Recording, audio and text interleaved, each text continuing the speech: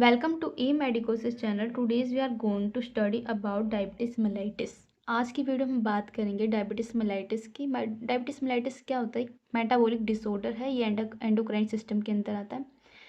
सबसे पहले मैं आपको डेफिनेशन बता दे रही हूँ। Diabetes mellitus is a chronic multi system involve disease होती है और इसे मेटाबॉलिक डिसऑर्डर भी बोलते हैं। मेनली क्या होता है, पैनक्रियाज क्या करता है, इंसुलिन सिक्रीट करता है। नॉर्मल फिजियोलॉजी यही होती है कि पैनक्रियास क्या करेगा, जो बीटा सेल्स प्रेजेंट होती है हमारे पैनक्रियास के अंदर, वो क्या सिक्रीशन करती है, इंसुलिन का सिक्रीशन करती है। इंसुलिन क्या करता है, ब्लड के जो ग्लूकोज लेवल है उनको मेंटेन करके रखता है। अब इंसुलिन की ही डेफिशिएंसी हो जाएगी तो ब्लड में जो ग्लूकोज लेवल है वो इंक्रीज हो जाएगा, तो उसी कंडीशन को क्या बोलते हैं, डायबिटीज मेलाइटिस। मतलब इंसुलिन का सिक्रीशन है वो डिक्रीज हो जाना या बिल्कुल लो जाना, जिसकी वजह से जो ब्लड ग्लूकोज लेवल है वो इंक्रीज हो जाता है किसके अंदर, ब्लड के अंदर। इसी कंडीशन को क्या बोलते हैं, डायबिटीज मेलाइटिस। क्लासिफिकेशन ये दो टाइप के होते हैं, टाइप 1 और टाइप 2। ये एटियोलॉजी के बेस के ऊपर है। जो टाइप 1 है एक ऑटो इम्यून डिसीज होती है और टाइप 2 है ये इंसुलिन रेजिस्टेंस हो जाता है, ये अदर एटियोलॉजिकल फैक्टर की वजह से होता है। टाइप 1 में मेनली क्या होगा, एक ऑटो इम्यून कंडीशन होती है, उसमें दो कंपोनेंट जो है ये क्या करते हैं, मेजर कंपोनेंट हैं जो क्या कोज करवाते हैं टाइप 1 डायबिटीज मेलाइटिस। नॉर्मली इसमें क्या होता है, एक एनवायरमेंटल कंपोनेंट है, एक इम्यून कंपोनेंट होता है।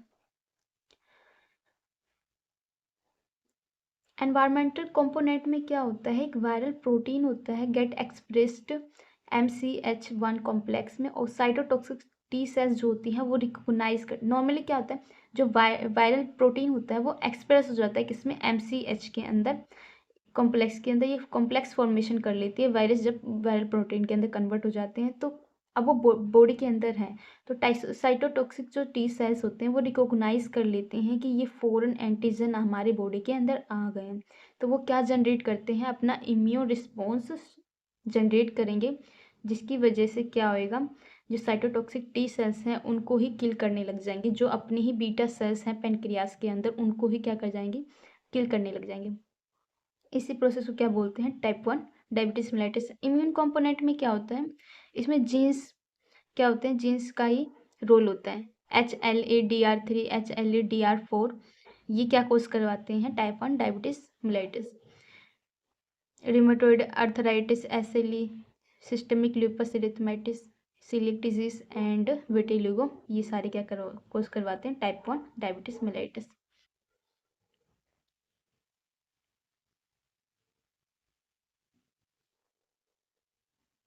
क्या होता है, इसमें वायरस आ गया, उसके बाद क्या होता है, ये रिकॉग्नाइज कर लेते हैं हमारी जो ब्लड के अंदर सेल्स होती हैं, साइटोटॉक्सिक टी सेल्स, वो रिकॉग्नाइज कर लेते हैं ये फॉरेन एंटीजन है, जिसकी वजह से ये क्या करते हैं, जनरेट करते हैं इम्यून सिस्टम, और वो अपने ही सेल को क्या करती है, फॉरेन मान के उसकी क्या करने लग जाती है, किल करने लग जाती है। इसको क्या बोलते हैं, टाइप 1 डायबिटीज मेलाइटिस। ये ऑटोइम्यून कंडीशन होती है।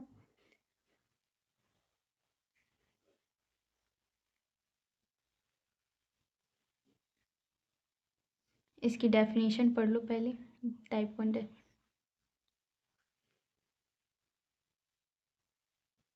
Type 1 diabetes mellitus occurs beta cells in pancreas due to genetic, immunogenic and environmental factor की वजह से ऑटो एंटीबॉडी क्या करती है, डिस्ट्रॉय करने लग जाती है अपने ही बीटा सेल्स को, जो कहाँ प्रेजेंट होती है, इसलेट्स ऑफ लैंगरहैंस। इसको क्या बोलते हैं, और एब्सोल्यूट इंसुलिन डेफिशिएंसी होती है इसमें। एटियोलॉजी क्या है, इसमें इंसुलिन की डेफिशिएंसी हो जाएगी। अब बीटा सेल्स ही क्या होगी, अब डिस्ट्रॉय हो चुकी है, तो इंसुलिन कौन प्रोडक्शन करता था, बीटा सेल्स, अब वही नहीं है तो इंसुलिन कौन प्रोडक्शन करेगा, जिसकी वजह से क्या हो जाएगी, इंसुलिन की डेफिशिएंसी हो जाएगी। रिस्क फैक्टर क्या क्या है, जेनेटिक हो सकता है, फैमिली हिस्ट्री होगी, या environmental factors, age below the 30 age. ये याद रखना, डिफरेंस यही है टाइप 1 टाइप 2 में। वायरल इन्फेक्शन हो सकता है या ऑटोइम्यून डिसऑर्डर की वजह से हो सकता है। इसमें हमें क्लिनिकल सिम्टम्स क्या क्या देखने को मिलेंगे।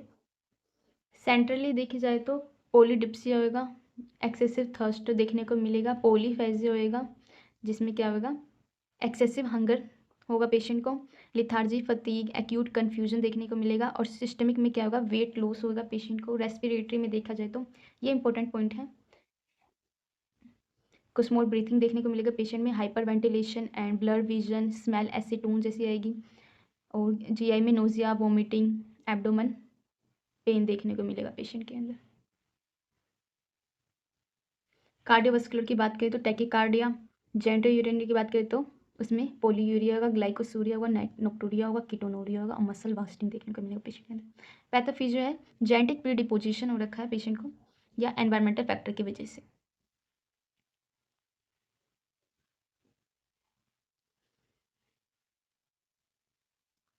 इसमें क्या होगा, जेनेटिक प्रीडिपोजिशन में plasma cells produce acid D carboxylase, जो प्लाज्मा सेल्स है वो क्या प्रोड्यूस करती है, डी कार्बोक्सिलिस एसिड। एनवायरमेंटल फैक्टर में क्या होगा, auto antigens like anti glutamic और एंटी, इसलिए एंटीबॉडीज क्या हो जाती है, फॉर्मेशन हो जाती है, वो एक्टिवेट कर देगा किसको, टी हेल्पर सेल को, और एक्टिवेशन टी हेल्पर 2 सेल्स, दोनों सेल्स को क्या कर देगा, एक्टिवेट कर देगा, जिसकी वजह से इंटरल्यूकिन 2 है और इंटरल्यूकिन 4 है, वो दोनों एक्टिवेट कर देंगे specific T cytotoxic. Cytotoxic cells कौन से सेल्स होते हैं, जो सेल्स को किल करते हैं, और ये क्या करेंगे, ऑटो एंटीबॉडीज़ का फॉर्मेट कर देंगे और एंटी जीएडी एंटीबॉडीज़ का फॉर्मेट कर देंगे, और एक्टिवेशन कर देंगे मैक्रोफेजेस को, जो एंगल्फ कर लेंगे, जो सेल्स हमारी किल हो जाएंगे उसके बाद ये रिलीज करते हैं interleukin 1 and TNF factor. Beta cells का क्या होगा, डिस्ट्रक्शन हो जाएगा, डिक्रीज हो जाएगा insulin production, inability to uptake glucose, और ग्लाइसीमिया, हाइपरग्लाइसीमिया हमें देखने को मिलेगा पेशेंट के अंदर। ये थे क्या, पैथोफिजियोलॉजी। ट्रीटमेंट यही हो सकता है, इसमें एक ही है, ओनली इंसुलिन थेरेपी हम दे सकते हैं पेशेंट को।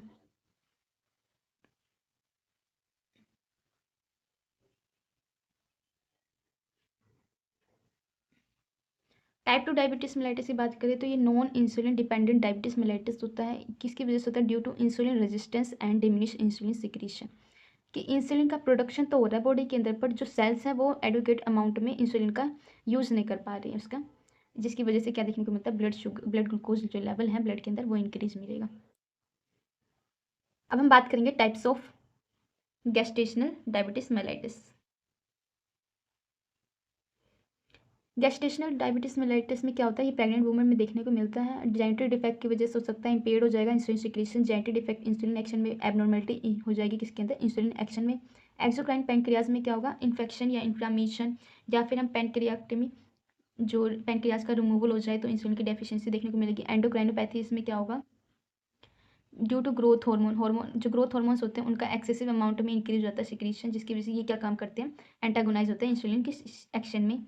ड्रग इंड्यूस्ड डायबिटीज़ में क्या होगा, ड्यू टू पॉइजन, एक आईवी पेंटामिडाइड निकोटिनिक एसिड होता है जिसकी वजह से क्या हो सकता है, पॉइजन हो सकता है, जिसकी वजह से क्या देखने को मिलेगा हमें, डायबिटीज मेलाइटिस। इन्फेक्शन डायबिटीज़ में क्या होगा, एडिनोवायरस, मम्स या साइटोमेगेलो वायरस जो होता है उसकी वजह से क्या देखने को मिलेगा, डायबिटीज मेलाइटिस। एक जेनेटिक सिंड्रोम की वजह से हो सकता है, जैसे या तो down syndrome, Klinefelter syndrome, Turner syndrome और वोल्फ्राम सिंड्रोम, इनकी वजह से क्या देखने को मिलेगा, डायबिटीज मेलाइटिस। इम्यून मेडिटेशन में वही है कि ऑटो एंटीबॉडीज़ क्या है, फॉर्मेशन हो जाएगी, जैसे जीएडी, ग्लूटामिक एसिड डीकार्बोक्सिलेज, ये क्या कॉज करेंगे, डायबिटीज मेलाइटिस। क्लिनिकल सिम्टम्स बात देख लो, ये निमोनिक है, डी से डिजीनेस, डिले, वुंड हीलिंग होएगी पेशेंट को, ईचिंग, थाई वजाइनल एरिया, एक्थेंथोसिस। इसमें क्या होगा, डार्कनिंग हो जाएगी, डार्कनिंग पैचेस फॉर्मेशन हो जाएंगे around the neck, armpit, groin areas पे। ब्लड विजन हो जाएगा, इरिथमा हो जाएगा पेशेंट को देखने को मिलेगा, इरिथमा वो भी कहाँ पे, around the nipples, tingling and numbness in hand and feet, easily infection कहाँ पे हो सकता है, गम्स में, जो हमारे ओरल कैविटी है वहाँ पे क्या हो सकता है, इन्फेक्शन हो सकता है। स्लो हीलिंग अल्सर, ये सारे क्या थे, इंपॉर्टेंट साइन सिम्टम्स थे, याद कर लेना। एक बुल्ड है निमोनिक, बॉडी वेट लॉस होएगा, और अर्ज टू यूरिनेट, ज़्यादा यूरिनेशन की अर्ज होएगी, और लॉस ऑफ वेट होएगा पेशेंट को देखने को मिलेगा, ड्राइनेस ऑफ माउथ। 3P जो है ये ट्राइड साइन होता है किसके लिए, डायबिटीज मेलेटिस का। पोलीडिप्सिया, पोलीफेजिया, पोलीयूरिया। पोलीडिप्सिया में तो एक्सेसिव थर्स्ट होगा पेशेंट को, पोलीफेजिया में एक्सेसिव हंगर होगा पेशेंट को, ज़्यादा भूख लगेगी, और पोलीयूरिया में एक्सेसिव यूरिन पास आउट होएगा। डायग्नोस्टिक टेस्ट की बात करें तो वहाँ पे हम सबसे पहले करवाएंगे फास्टिंग प्लाज्मा ग्लूकोज। इसमें क्या होता है, नॉर्मल वैल्यू जो होनी चाहिए ब्लड ग्लूकोज की वो कितनी होती है, 70 to 110 mg/dl, इतनी तो एवरेज होती है। अगर 100 से अबव कहाँ तक, 125 तक होगी तो क्या कंसीडर करेंगे, इम्पेयर्ड फास्टिंग ग्लूकोज जो है वो इम्पेयर्ड है। डायबिटीज मेलाइटिस अगर 126 mg/dl ग्लूकोज होता है तो उसे हम डायबिटीज मेलाइटिस कंसीडर करेंगे। ये सारी क्या होती है, नॉर्मल एबनॉर्मल रेंजेस हैं। OGTT करवाते हैं जिसमें क्या देखेंगे, लेस देन 140 mg पर DL तो नॉर्मल होगा। अगर 140 और 199 mg पर DL होगा तो क्या होगा, इम्पेयर्ड ग्लूकोज टॉलरेंस। अगर अबाउ दी 200 mg पर DL आता है तो उसे हम क्या कहते हैं, कंसिडर करते हैं प्री डायबिटिक पेशेंट है। ऑब्टेन HbA1c की जो परसेंटेज होती है वो कितनी होती है, नॉर्मल 6.5। अगर इससे ज़्यादा होता है तो डायबिटीज़ मेलाइटिस कोज मतलब होता है पेशेंट को। RBS चेक करते हैं, रैंडम ब्लड शुगर, उसमें क्या होना चाहिए, अगर मोर देन 200 mg पर DL आता है तो कंसिडर कर लेंगे कि पेशेंट को क्या है, डायबिटीज़ मेलाइटिस है। क्या देखते हैं आगे, सीरम एसिटोन देखते हैं। पॉजिटिव होगा, accumulate in the blood and serum insulin देखेंगे टाइप 1 में, टाइप 2 में। टाइप 1 में तो डिमिनिश होगा, बिल्कुल ही खत्म होगा, बट टाइप 2 में हाई होगा क्योंकि यहाँ पे इंसुलिन तो इंक्रीज मतलब सिक्रीट हो रहा था, बट जो सेल्स हैं वो यूज़ नहीं कर पा रही थी। सीरम इलेक्ट्रोलाइट की बात करें तो सोडियम और पोटेशियम, सोडियम का लेवल जो है वो डिक्रीज होएगा या नॉर्मल भी हो सकता है, और जो पोटेशियम का लेवल है वो नॉर्मल भी हो सकता है और इंक्रीज हो सकता है, हाइपर कैलेमिया जिसे बोलते हैं। इसमें हाइपोफॉस्फेटेमिया होगा, फॉस्फोरस का लेवल जो है वो डिक्रीज मिलेगा पेशेंट के अंदर। एंटीबॉडीज़ का टेस्ट करवाएंगे, उसमें एंटी GAD की फॉर्मेशन हो रखी होगी या फिर एंटी इसलेट एंटीबॉडीज़ का फॉर्मेशन हो रखा होगा, डिक्रीज। ये किस में देखने को मिलेगा, टाइप 1 डायबिटीज मेलाइटिस। टाइप 2 में बस हमें एक चीज़ होगी, सी पेप्टाइड जो होता है वो उसका लेवल क्या होगा, इंक्रीज हो जाएगा बॉडी के अंदर। बन ब्लड यूरिया नाइट्रोजन जो लेवल है वो डिमिनिश होगा बिल्कुल। ये सारे थे हमारे डायग्नोस्टिक टेस्ट। सीरम अमाइलेज जो है वो क्या करेगा, इंडिकेट करेगा एक्यूट पैंक्रियाटिस है due to diabetic ketoacidosis. Amylase का, सीरम अमाइलेज को चेक करेंगे, उसमें अगर इंक्रीज होता है तो वो इंडिकेट करता है डायबिटिस कीटोएसिडोसिस हो रखा है पेशेंट को। ये आफ्टर स्टेज होती है डायबिटिस मेलाइटिस के बाद। TFT चेक करवाएंगे, increase blood glucose level. Urine test करवाएंगे, इसमें कीटोन्स और ग्लूकोज होंगे तो पॉजिटिव टेस्ट होगा। लिपिड प्रोफाइल करवाएंगे अबाउ दी 190 और अबाउ दी 60 तो कंसीडर करेंगे कि डायबिटीज़ मेलाइटिस हो रखा है। ABC में हम एक चीज़ इंपॉर्टेंट है कि हमें डायबिटीज़ मेलाइटिस में कौन सा मेटाबॉलिक डिसऑर्डर मतलब मेटाबॉलिक चेंजेस देखने को मिलता है, इसमें होता है मेटाबॉलिक एसिडोसिस देखने को मिलता है पेशेंट के अंदर। जो डायबिटीज़ मेलाइटिस वाले पेशेंट होते हैं उसमें मेटाबॉलिक एसिडोसिस देखने को मिलता है क्योंकि पीएच क्या होता है, डिक्रीज हो जाता है और बाइकार्बोनेट्स का जो लेवल है वो भी डिक्रीज हो जाता है। अब हम बात करते हैं इंसुलिन थेरेपी की। ये 4 टाइप्स के हैं, rapid, short acting, intermediate and long acting. Rapid का मतलब क्या है, ये जो इनका एक्शन होगा ज़्यादा फास्ट होगा, इसीलिए इसको रैपिड इंसुलिन बोला है। इसके एग्जांपल्स हैं लिस्प्रो, एस्पार्ट, एपिडरा, जिसे नोवालोग भी बोलते हैं, हुमालोग भी बोलते हैं और ग्लूलीसाइन भी बोलते हैं। इसमें क्या होता है, ये ऑनसेट एक्शन इसका 15 मिनट्स के अंदर हो जाता है और पीक लेवल इनका 2 आवर्स तक रह सकते हैं और ये 3 से 4 घंटे तक का ड्यूरेशन होता है। और इसको बोलस की तरह दे सकते हैं और इसको मिक्स कर सकते हैं NPH के साथ, जो इंटरमीडिएट जो है इंसुलिन एक साथ मिक्स कर सकते हैं और सबकुटेनियस रूट से दे सकते हैं। बट इसमें रिस्क होता है किसका, हाइपोग्लाइसीमिया का रिस्क चांसेस ज़्यादा होते हैं क्योंकि ये रैपिड एक्शन शो करता है। इसीलिए शॉर्ट एक्टिंग में कितना होता है, ये इसका ड्यूरेशन ये कितना स्टार्ट होता है, इसमें एग्जाम्पल है हुमलिन और नोवोलिन। इसका पीक 2 से 4 घंटे तक रहेगा, 6 से 8-10 घंटे तक क्या होगा, ड्यूरेशन होगा। इंसुलिन इन्फ्यूजन करेंगे, हाइपर ग्लाइसेमिक क्राइसिस में दे सकते हैं। Can be mixed with NPH, intermediate के साथ मिक्स करते हैं, बट ये जो है IV से ही दिया जाएगा, वो भी आफ्टर मील, खाना खाने के बाद। इंटरमीडिएट में क्या होगा, हुमिलिन और नोवेलिन दोनों एग्जांपल हैं, NPH जिसे बोलते हैं। इसमें 1 to 2 आवर्स तक ऑनसेट होगा, पीक 4 से 8 घंटे तक और ड्यूरेशन 10 to 18 आवर्स तक। बेसल इंसुलिन फॉर बेसल वो बोलिस की फॉर्म में दे सकते हैं, mixed with rapid and short acting. Can't give IV, पर इसे हम IV नहीं दे सकते हैं। लॉन्ग एक्टिंग में एग्जाम्पल है डेटेमिर एंड ग्लार्जिन। इसमें एग्जाम्पल है, ये ऑनसेट एक्शन 1 to 2 आवर्स तक दे सकता है, पीक इसका नॉन पीक कंटिन्यूस नहीं हो सकता और ड्यूरेशन इसका कितना होता है, 24 आवर्स तक होता है। बोलस दे सकते हैं, कैन नोट, इसे किसी की भी ड्रग के साथ मिक्स नहीं कर सकते हैं अदर इंसुलिन के साथ। एडमिनिस्टर सेपरेट सिरिंज, अलग सिरिंज से देनी होती है और सबकुटेनियस रूट से इसको देना होता है। आई होप आपको ये वीडियो अच्छे से समझ में आई होगी। लाइक करें, सब्सक्राइब करें, थैंक यू। आप पढ़ेंगे कौन कौन से मेथड्स होते हैं इंसुलिन डिलीवर करने के। सबसे पहले सिरिंज में क्या होता है, इंजेक्ट करते हैं इंसुलिन सबकुटेनियसली सिरिंज से, यूज़ ओनली वंस टाइम और साइज इसका 8 mm से 13 mm तक होता है।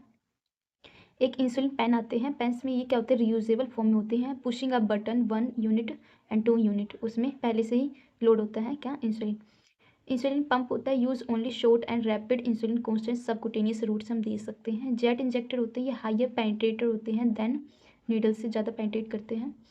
एंड इनहेलेड इंसुलिन होते हैं, इसमें क्या होता है, insulin deliver as a powder and aerosol form में करते हैं।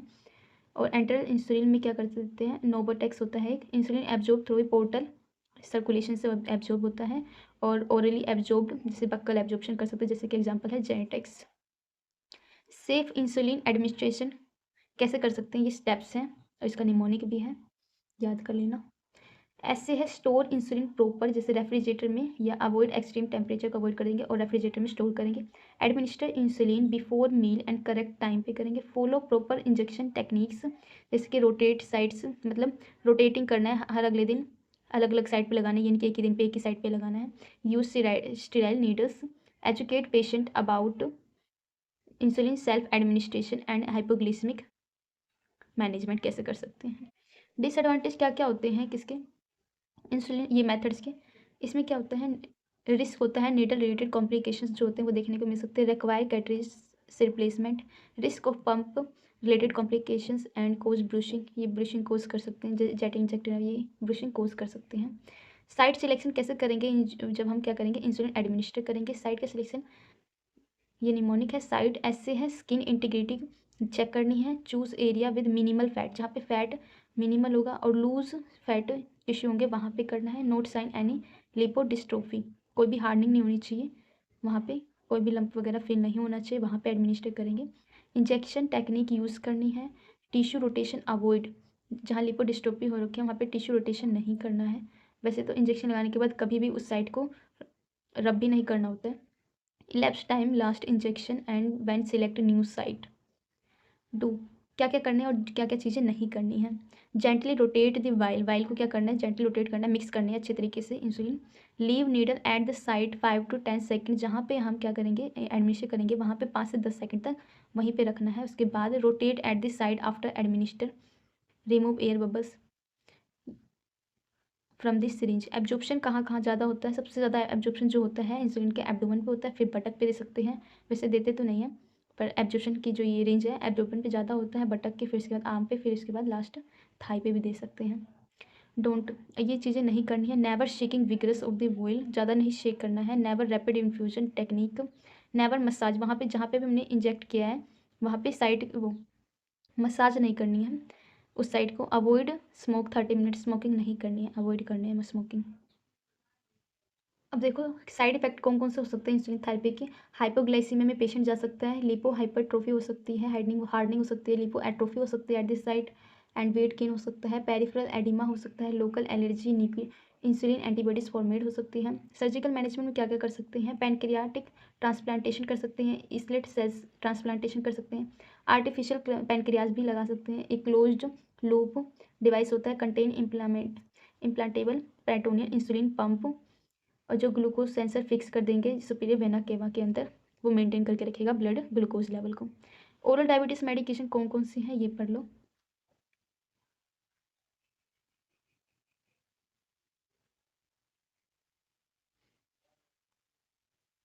First line drug and second line drug, ये दोनों है, दो टाइप्स हैं। फर्स्ट लाइन ड्रग में आते हैं मेटफॉर्मिन, मेटफॉर्मिन में ये मेडिकेशन है और इसका मैकेनिज्म ऑफ एक्शन क्या होता है, ये डिक्रीज करता है हिपैटिक ग्लूकोज जो प्रोडक्शन होता है उस पर ही ये वर्क करता है। ड्रग ऑफ चॉइस होती है जब GFR कितना हो जाए, लेस देन 46 हो जाए। और साइड इफेक्ट इसका GI से रिलेटेड हो सकता है, नोज़ा, वोमिटिंग, एब्डोमिनल पेन, ये सारे सेकंड लाइन में हो सकते हैं। DPP इनहिबिटर्स, इसमें एग्जांपल है सीटाग्लिप्टिन एंड सक्साग्लिप्टिन एंड लीनाग्लिप्टिन, ये सारे एग्जांपल हैं। ये किस पे वर्क करते हैं, मैकेनिज्म ऑफ एक्शन होता है इंक्रीज इंसुलिन आफ्टर मील के बाद क्या हो सकता है, इंसुलिन इंक्रीज हो जाता है, इंक्रीज करता है जिसकी वजह से क्या करेगा, ये ग्लूकोज को डिक्रीज करेगा। डजेंट कोज हाइपोग्लाइसीमिया, और ये GI रैशेस ऐसे सिम्टम्स दे सकते हैं। और ग्लिप एंड एगोनिस्ट में क्या एग्जांपल है, लीराग्लूटाइड, डूलाग्लूटाइड, ये इंक्रीज करते हैं इंसुलिन के सिक्रेशन को। सल्फोना यूरैल्स, इसमें एग्जांपल है ग्लिपिजाइड, ग्लिबराइड एंड टोलाजमाइड, टोलाबुटामाइड, ग्लिम्पराइड, ये सारे एग्जांपल्स हैं। ये इसका मैकेनिज्म एक्शन होता है increase insulin from beta cells of the pancreas, ये इंक्रीज करवाते हैं इंसुलिन का प्रोडक्शन। बिगुआनाइड्स में एग्जांपल्स हैं इसके रिपाग्लिनाइड, नेटिग्लिनाइड, ये भी क्या करते हैं इंसुलिन का वो इंक्रीज करवाते हैं सिक्रीशन। और थायाजोलिडिनोइड्स,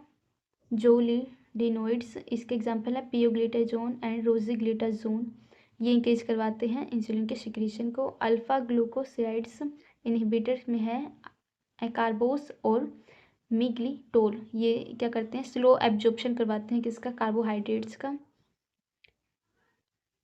ये सारे एग्जाम्पल्स थे। आई होप आपको ये वीडियो अच्छे समझ में आई होगी। लाइक करें, सब्सक्राइब करें। Thank you.